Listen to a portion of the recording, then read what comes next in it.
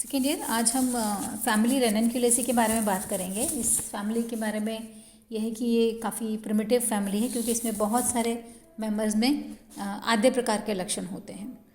तो बेंथम और हुकर के वर्गीकरण के हिसाब से एंजियोस्पर्म प्रभाग है, डाइकोटिलेडन्स को बिलोंग करता है, पॉलीपैटली, थैलेमिफ्लोरीसीडीज, रैनेल्स और रेननक्यूलेसी। इनके थोड़े थोड़े कैरेक्टर्स के बारे में हम ऑलरेडी बात कर चुके हैं, तो अभी हम सिर्फ फैमिली के बारे में बात करेंगे। जो कुल रेननक्यूलेसी है उसमें इम्पॉर्टेंट अगर आप लक्षण देखें तो प्लांट्स ज़्यादातर हर्बेशियस हैं क्योंकि ये जो पौधे होते हैं ये अधिकांशतः ठंडे प्रदेशों में पाए जाते हैं और ज़्यादातर शाकीय हैं। बहुत कम पौधों में आपको थोड़ा बहुत वेरिएशन मिलता है। कुछ एक दो प्लांट्स ऐसे हैं जो कि क्लाइंबर्स होते हैं, बेल होती है इनकी, ठीक है। इनकी पत्तियाँ अल्टरनेट हैं और अनानुपर्णीय एक्सटुपुलेट होती हैं। तो अल्टरनेट जो व्यवस्था होती है वो भी प्रिमिटिव कैरेक्टर है। इन्फ्लोरेसेंस यहाँ पर पुष्पक्रम जो है वो अलग अलग प्रकार के होते हैं। इसके अंदर पुष्प हाइपोगाइनस, फ्लावर हाइपोगाइनस या जायांगधर मीन्स जो गाइनोशियम होता है, अंडप होता है, वो सबसे ऊपर होता है, ठीक है। और एंड्रोइशियम में, पुमंक में बहुत सारे जो स्टेमन्स होते हैं या पुंकेसर होते हैं, फ्री होते हैं। जनरली या तो स्पाइरल में होते हैं या स्पाइरल और चक्र का कॉम्बिनेशन होता है, ठीक है। और अधिकांश पौधों में जो एंड्रोइशियम का बाहर वाला चक्र होता है वो पत्तीनुमा संरचनाओं में बदल जाता है और इसमें से मकरंद निकलता है, तो इनको मकरंद पर्ण बोलते हैं, ठीक है। ये एक काफ़ी वो कैरेक्टर है जो काफ़ी सारे पौधों में मिलता है। और जायांग जो है गाइनोशियम एपोकार्पस है, बहुअंडपी, बहुत सारे कार्पल्स होते हैं और वो कार्पल्स अलग अलग होते हैं, एक एक्सिस पर व्यवस्थित होते हैं अधिकांशतः। कुछ एक पौधों में जैसे नाइजेला में एक्सेप्शनल केस है, उसमें नहीं होता, उसमें एक्साइल प्लेसेंटेशन होता है। फल जो है वो अकीन, बैरी या फॉलिकल होता है, इन तीनों में से कोई भी एक फल हो सकता है। अब अगर हम इसका वितरण देखें, जैसे मैंने बताया था आपको कि ठंडे प्रदेशों में पाया जाता है, तो नॉर्दर्न टेम्परेट एरियाज़ में ये मिलता है। भारत में ज़्यादातर ये पहाड़ी इलाकों में कुछ में मिलता है, जैसे ट्रॉपिकल या सब ट्रॉपिकल एरियाज़ होंगे वहाँ पर पहाड़ी क्षेत्रों में मिलेगा। इंडिया में 20 स्पीशीज़ हैं इसकी, जो ज़्यादातर खासी हिल्स जो साउथ की पहाड़ियाँ हैं या वेस्टर्न हिमालय उनमें मिलता है। हैबिट जैसे मैंने बताया, पादप की जो नेचर है वो हर्बेशियस है, छोटे छोटे। अभी देखिए ये क्लेमाटस है, ये क्लाइंबर है, चढ़ता हुआ दिख रहा है। इसमें आपको इसकी पत्तियां जो हैं वो रूपांतरित होती हैं टेंड्रिल्स के अंदर, उससे चढ़ता है। ये रेननक्यूलस स्क्लेरेटस है। रेननक्यूलस की अगर आप नेट पे देखेंगे तो बहुत सारी वैरायटीज़ आपको मिलती हैं और बेहद खूबसूरत फ्लावर्स होते हैं, जैसे गुलाब होता है, बिल्कुल उस तरह के फ्लावर्स का जो शोई हैं वो इसमें देखने को मिलते हैं। अब जैसे मैंने बताया कि प्लांट्स का जो हैबिट है वो हर्बेशियस है, लेकिन इसमें आपको थोड़ा वेरिएशन भी मिलता है। एक वर्षीय हर्बेशियस हो सकते हैं, पेरिनियल्स हो सकते हैं। क्लाइंबर्स में क्लेमेटिस और नार्वेलिया काफ़ी पॉपुलर है और बहुत खूबसूरत फ्लावर्स होते हैं क्लेमेटिस के। इनमें नार्वेलिया के अंदर जो पत्ती की ऊपर वाली, जो सबसे ऊपर वाली लीफलेट होती है, कंपाउंड लीफ है, इसमें वो टेंड्रिल में बदल जाती है, स्पाइरल टेंड्रिल में, जो उसको पौधे को चढ़ने में मदद करती है। एनुअल्स में रेननक्यूलस स्क्लेरेटस है, डेल्फिनियम है, सर्दियों में हम उगाते हैं, बहुत खूबसूरत जामनी कलर के इसके फूल होते हैं, और नाइजेरिया डेमेसेंस।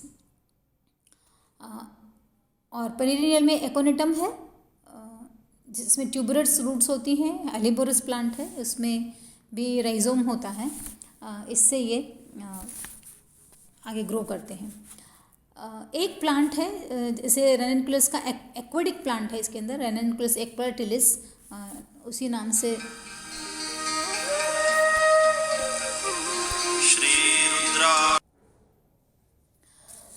रेननक्यूलस एक्वाटिलिस में 2 तरह की पत्तियां होती हैं, वो अभी आपको इमेज में दिखाऊंगी। ट्री हैबिट भी मिलता है, पियोनिया का पेड़ होता है, ये एक्सेप्शनल केसेस हैं। अदरवाइज ज़्यादातर जो होते हैं एनुअल प्लांट्स होते हैं और शाकीय पादप होते हैं। जड़ें नॉर्मली सभी में टैप रूट सिस्टम, जिसको आप मुस्लिम मूल बोलते हैं, वो सिस्टम होता है। एक्वेटिक प्लांट्स में जो रूट सिस्टम होता है वो ख़त्म हो जाता है और उसकी जगह पर अपस्थानिक मूल या एडवेंटिशियस रूट्स इनमें पाई जाती हैं। एकोनिटम के अंदर और पियोना के अंदर ट्यूबरस रूट्स होते हैं जो उसको प्रोपगेट करने में मदद करते हैं। अधिकांश जो प्लांट्स हैं उनके अंदर तना जो है वो वायवीय होता है, एरियल होता है। राइजोम के फॉर्म में हेलिबोरस में मिलता है। राइजोम आपको और ब्रांच स्टेम होता है सिलिंड्रिकल, सीधा हर्बेशियस होगा, क्योंकि प्लांट्स हर्बेशियस हैं तो सॉफ्ट ग्रीन कलर का स्टेम होगा। और अगर बड़े प्लांट्स हैं तो उनके अंदर आपको वुडी स्टेम मिलेगा। क्लाइंबर स्टेम होता है क्लिमैंडस में, नार्वेलिया के अंदर। एक्टिया में ये डायकॉट फैमिली है, तो डायकॉट फैमिली में जो वैस्कुलर बंडल्स होते हैं वो कैसे होते हैं, वलय में होते हैं, रिंग के अंदर होते हैं। लेकिन एक पौधा है इसका एक्टिया, जिसके अंदर की तने के अंदर जो वैस्कुलर बंडल संवहन पुल होते हैं वो बिखरे हुए होते हैं, जैसे कि मोनोकॉट्स में पाए जाते हैं। ठीक है, तो ये एक एक्सेप्शनल केस है। पत्तियाँ, इनके अंदर रेडिकल मतलब मूलज भी हो सकती हैं कुछ प्लांट्स के अंदर, कुछ में तने पे, ज़्यादातर में तने पर होती हैं कॉलाइन, जैसे मैंने बताया था अल्टरनेट होती हैं, कभी कभी अपोजिट, जैसे क्लेमाटिस में, नार्वेलिया में अपोजिट लीव्स होती हैं। ठीक है, एक्सटुपुलेट है, वेनेशियन रेटिकुलेट होता है जो शिराविन्यास है। हेट्रोफिली एक्वेटिक प्लांट्स में रननकुलस एक्वाटिलिस में पाई जाती हैं, कुछ कटी फटी पत्तियां टाइप की होती हैं बहुत ज़्यादा, और जो ऊपर सरफेस पर होती हैं वो पत्तियां साबुत जैसे ऑर्डिनरी लीव्स होती हैं उस तरह की पत्तियां होती हैं। क्लेमाटिस के अंदर पिट्यूल जो होता है वो टेंड्रल में बदल जाता है तो उसको चढ़ने में मदद करता है। नार्वेलिया में टर्मिनल जो लीफलेट होती है ऊपर वाली वो टेंड्रल में बदल जाती है, उसको पौधे को ऊपर चढ़ने में मदद करती है।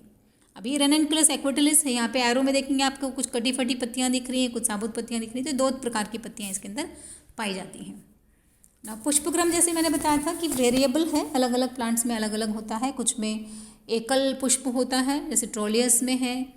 रननकुलस में साइमोज इन्फ्लोरेसेंस होता है, डाइकेसियल साइम, मीन्स एक फ्लावर के नीचे से दो पुष्प निकलते हैं।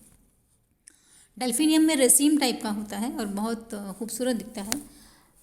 थैलेक्ट्रम के अंदर ब्रांच्ड कंपाउंड रेसीम होता है, जैसे आपने अमलतास में देखा होगा उस तरह का। पुष्प जो होते हैं वो पेडिसिलेट होते हैं, ब्रांच मतलब वृंत वाले होते हैं। सहपत्र होता है, कभी कभी सहपत्रिका भी होती है। ब्रैक्ट और ब्रैक्टियोल जनरली ब्रैक्टिएट होते हैं, ब्रैक्टियोल कुछ में होता है। कंप्लीट पुष्प है, मीन्स बायसेक्सुअल होते हैं, इनमें मेल और फीमेल फ्लावर जो ऑर्गन्स होते हैं वो दोनों ही फ्लावर में होते हैं। और कुछ में इनकम्प्लीट भी होता है, जैसे कि क्लेमाटिस में यूनिसेक्सुअल फ्लावर्स होते हैं। एक्टिनोमॉर्फिक है, त्रिज्या समेत, मैंने आप किसी भी अक्ष में से इसको दो बराबर भागों में काट सकते हो। डेल्फिनियम के अंदर एक त्रिज्या समेत होता है, उसको आप एक ही अक्ष में से दो बराबर भागों में काट सकते हैं। अदरवाइज ज़्यादातर जो होते हैं त्रिज्या समेत होते हैं। और त्रिज्या समेत पुष्प जो होता है वो एक आद्य प्रकार का लक्षण है। हाइपोगाइनस, जायांगधर, पेंटामेरिस 5 के मल्टीपल में होते हैं। व्यवस्था जो होती है, जैसे स्पेशली स्टेमन्स की आप देखेंगे, पुंकेसर की और कार्पल्स की, तो वो सर्पिल या सर्पिल चक्रे का कॉम्बिनेशन होता है, माने स्पाइरल और स्पाइरोसाइक्लिक, इस तरह का अरेंजमेंट इनमें होता है।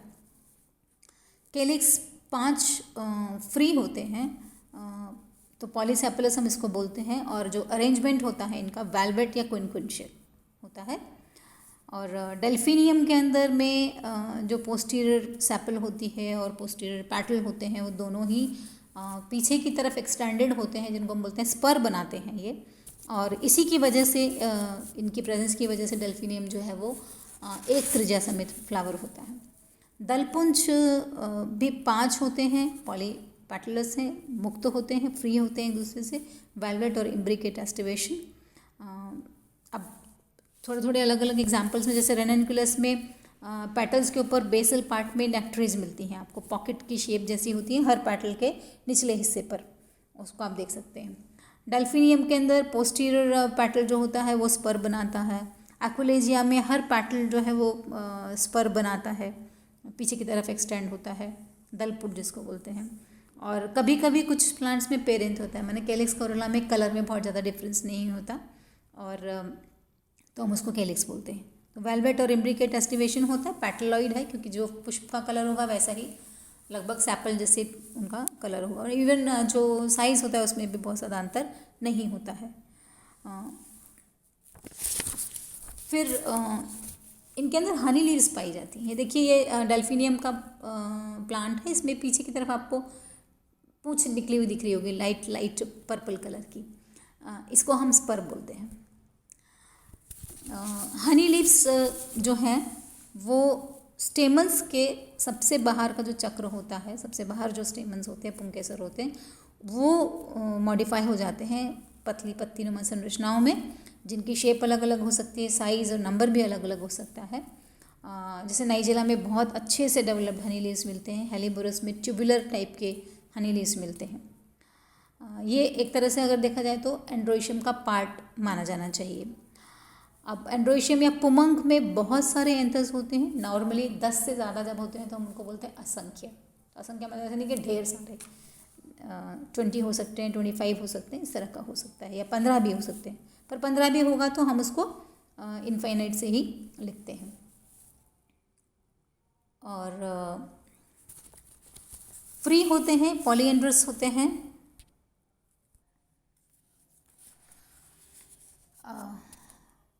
एंड्रोइशियम अधिकांश से स्पाइरल अरेंजमेंट पे होते हैं, या कभी कभी स्पाइरोसाइक्लिक आपको मिल सकता है। डाइथिकस होते हैं, आधार लग्न होते हैं, आधार से जुड़ा हुआ रहता है। एक्सट्रोस इनका स्प्लिटिंग होती है, लॉन्गिट्यूडनल स्प्लिटिंग। कुछ प्लांट्स में रेडियल अरेंजमेंट हो सकता है, जैसे डेल्फिनियम के अंदर रेडियल अरेंजमेंट होता है। वैसे इसको स्पाइरोसाइक्लिक भी बोल सकते हैं। नाइजेला में 8 रेज होती हैं, 8 लाइनें होती हैं इस तरह की, जैसे यहाँ पर 5 आपको दिख रही हैं। हेलिबोरस में 13 रोज होती हैं इस तरह की। गाइनोशियम में बहुत सारे कार्पल्स होते हैं, पॉलीकार्पलरी हम इसको बोलेंगे, बहुअंडपी मुक्त होते हैं। यूनिलॉकुलर, हर जो कार्पल होता है वह यूनिलॉकुलर होता है। और प्लेसेंटेशन या तो बेसल होगा या सीमांत होगा।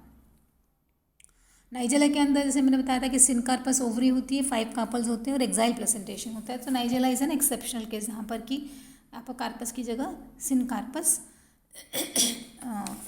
गाइनोशियम होता है। ओवरी ऊर्ध्ववर्ती है, सुपीरियर है, सबसे ऊपर होती है, सिंपल स्टाइल और स्टिग्मा। क्लेमाटिस और नार्वेलिया में लंब और प्लमोज मतलब हेयरी सा इनका स्टाइल और स्टिग्मा होता है। ठीक है। और फ्रूट्स और सीड्स जो हैं वो अलग अलग टाइप के होते हैं इनके अंदर। हाँ, ये अब देखिए इसमें हनी लीव्स दिख रही हैं आपको, लीफ लाइक स्ट्रक्चर्स, बीच में एंथर्स हैं सारे हैं, बाहर की तरफ हनी लीव्स हैं। ये रेनिनकुलस में आप स्पाइरल अरेंजमेंट देख सकते हैं प्लांट के अंदर। और भी अच्छे से देखिए, ये कार्पल जो है एक लंबे से एक्सिस के ऊपर स्पाइरल में व्यवस्थित है। ये क्लेमाटिस है, जिसमें ये बहुत लंबे लंबे आपको प्लमोज स्टिग्मा दिख रहा है, स्टाइल एंड स्टिग्मा। फ्रूट और सीड्स जो होते हैं जैसे अलग अलग प्रकार के हैं। फॉलिकल है डेल्फिनियम में, क्लेमाटिस में एक्टीन होता है, एक्टिया में बेरी है, नाइजेला में कैप्सूल है। तो ये अलग अलग प्रकार के हैं। बीज छोटे होते हैं, एंडोस्पर्मिक। भ्रूणपोषी कैरेक्टर जो है ये प्रिमिटिव कैरेक्टर है। पॉलिनेशन जनरली इंसेक्ट्स के द्वारा होता है। सीड डिस्पर्सल अलग अलग चीज़ों के द्वारा हो सकता है, जैसे रेनिनकुलस में हुक्स होते हैं, जैसे परसिस्टेंट स्टाइल के जैसे, जो एनिमल्स के द्वारा लगता है। और नार्वेलिया और क्लेमाटिस में जो हेयरी स्टाइल स्टिग्मा होता है वो परसिस्टेंट होता है, तो उनको फ्लोट करने में मदद करता है और उनके डिस्पर्सल में मदद करता है। हेलिबोरस में चींटियों के द्वारा होता है, तो यहाँ पर हेलिबोरस में ऑयल ग्लैंड्स होते हैं जो कि उसको हेल्प करते हैं, वो अट्रैक्ट करते हैं चींटियों को और सीड्स को उठा के ले जाती हैं। तो थोड़े से कैरेक्टर्स देखते हैं रेनिनकुलस में कि प्रिमिटिव कैरेक्टर्स कौन से हैं। सिंपल ऑल्टरनेट लीव्स, द्विलिंगी पुष्प, बाइसेक्सुअल फ्लावर्स, एक त्रिज्या समेत, मीन्स किसी भी अक्ष में से अगर आप काट सकते हैं तो एक प्रिमिटिव कैरेक्टर है। कैलिक्स करोला के पार्ट्स अगर फ्री हैं तो एक प्रिमिटिव कैरेक्टर माना जाता है। बहुत सारी संख्या में अगर स्टेमन्स या पुंकेसर हैं तो ये प्रिमिटिव कैरेक्टर है। स्पाइरल अरेंजमेंट प्रिमिटिव माना जाता है। और ऑल्टरनेट लीव्स भी जैसे हम कहते हैं कि प्रिमिटिव है बिकॉज ये स्पाइरल ही है एक तरह से। गाइनोशियम में फ्री कार्पल्स, मुक्त carpels, generally spirally arrangement axis के ऊपर, ये प्रिमिटिव कैरेक्टर है। ओव्यूल का एनाट्रोपस होना, सीड का एंडोस्पर्मिक होना, ये प्रिमिटिव कैरेक्टर है।